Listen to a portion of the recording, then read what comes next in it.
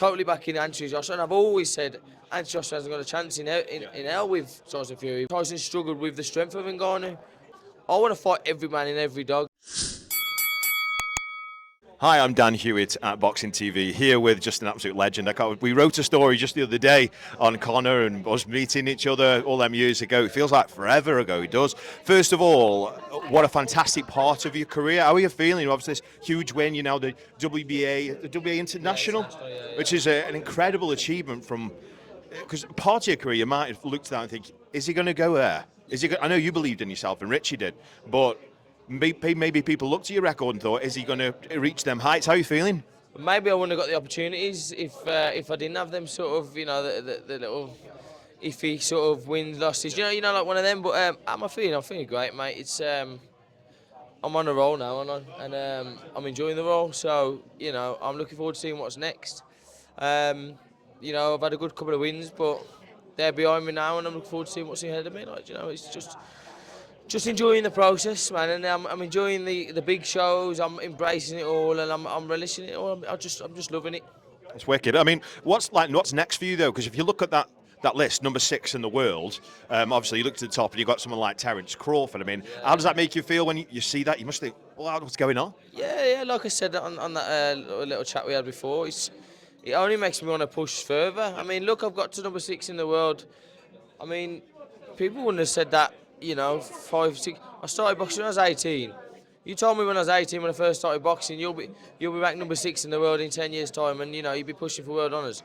I'll be saying, yeah, right, mate. You know what I mean? I never started boxing to do any of this. It was all just to get fit, and then started winning this, winning that, and then, I'm in it to secure a life for my family that I never had, and a life that.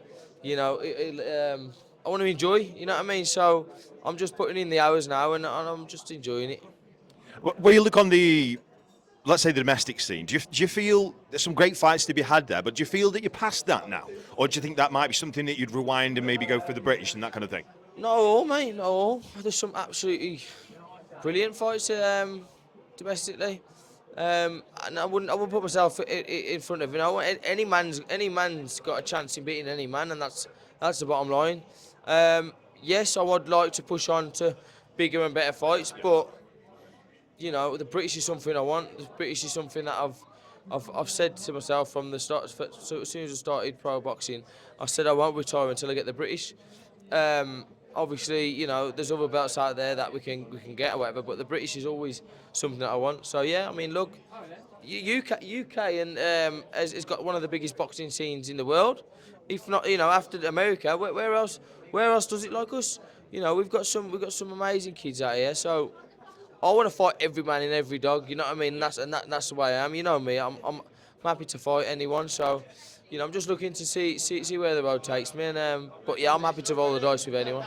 Yeah, you are as game as they come. You really, really are. So obviously, big fights coming up in Anthony Joshua against Ngannou. You can maybe call that a big fight, but considering how well he did against Tyson Fury, he did well. I mean, he dropped the champion. Very, very good fight. I never expected that from him. Do you think he stands a chance with Joshua though? Nah, not really. But look, no, everyone wrote him off against Tyson. Yeah. But I just think with Joshua's style, a typical boxer going against. I mean, look, the way I think how Ngannou got through and got success with Tyson is because Tyson's a bit unorthodox and opens up sometimes, and that's what gets the traditional boxer unexpected. He gets them unexpectedly. But I think with Joshua's style, there's gaps with Ngannou, and he's got the strength to push on them gaps. Whereas I think Tyson struggled with the strength of Ngannou, but Anthony Joshua's just as strong, and I think it won't go past 6. So, I don't know actually. He's a tough man. He gets hit with 4-ounce gloves. So he took that elbow. Yeah, look, I mean, it could. I can't see him beating that Joshua.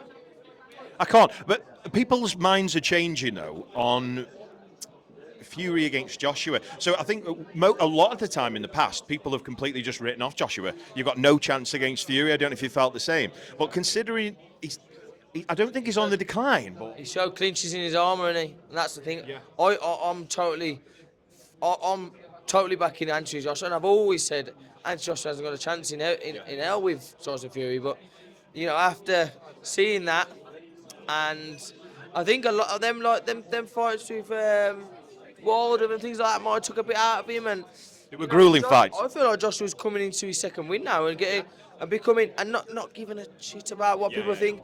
He's just that. He's like, yeah, so what? I'll say what I want and do what I want. So I think this sort of Joshua, he's going to shock a lot of people. I think it's always been mindset really with Joshua, because if you look back to when he fought Dylan White, and knocked him out with that uppercut, he kind of didn't mind taking one. Like, he's happy to walk through you, and I think that you've seen that, haven't you, in the last, how do you feel in them last 3 fights he's had? He's just walked through his opponents. I think he's doing it, but he's doing it behind a tight tight guard, which he's still sticking to his boxing, but he's just opening up a bit more. And starting to believe in himself a bit. I think after the sort of loss with Usyk and what's the fat lad's name now? Andy Ruiz. I think that I think Sorry, Andy. I think it's it knocked his confidence a bit, and it took him a while to get back into his groove. But now he's in his groove, and he's doing things that we've always expected him to do. So it was one of them where like you say like my career, like people go for the a few things in your boxing career. You just got to storm through them and see the light at the end of the tunnel, keep cracking on. And then what happens in boxing is everyone's all about you have a loss, and it's like he's overrated, he's nothing.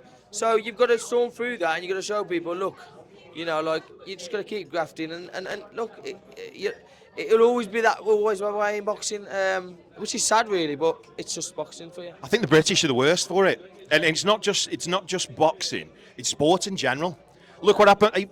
Maybe a bad example, but look at like David Beckham. Do you remember when he got sent off? Yeah. They hated him, and now he's he's a national hero. Yeah. So we're pretty bad. We support like anything, but we also chastise pretty badly too, don't we? I watched that David Beckham. It's a documentary in it, and then they showed it on there, and it's bad really, like you say. But I mean, look, it creates controversy and it creates talking points. So, like they say, bad press is always good press. So, if people are talking, good or bad. It's like the likes of Ben Whittaker now. Now he's starting to people are getting behind him because at first it was like, oh look, he's showboating, he's watching, he'll get caught out. There's method to the madness. He's doing it to draw things out of the opponents.